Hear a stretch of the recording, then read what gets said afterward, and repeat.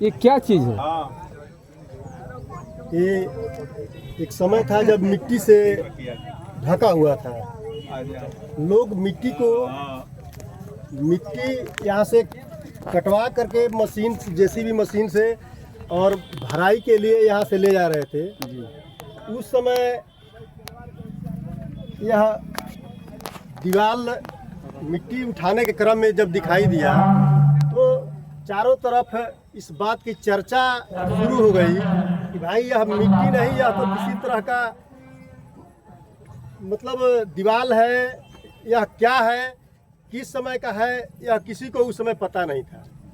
जब चर्चा शुरू हुई तो लोग आना शुरू किए और सम्राट अशोक क्लब इस स्तूप के बारे में जो पहले से कुछ ज्ञात था, जब देखा गया तो यह पता चला कि अशोक के द्वारा बनवाया गया जो स्तूप है वह इसी आकार का है।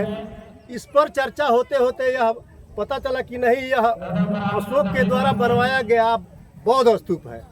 और उस समय से यह लगातार जो है इस बुद्ध महोत्सव कार्यक्रम जो है हुआ। बीच में कुछ 2-3 साल गैप हो गया, जो फिर जो है आज विजय धम्म दिवस के तौर पर मनाया जा रहा है। और इसके उपलक्ष्य में यहाँ सब लोग आते हैं।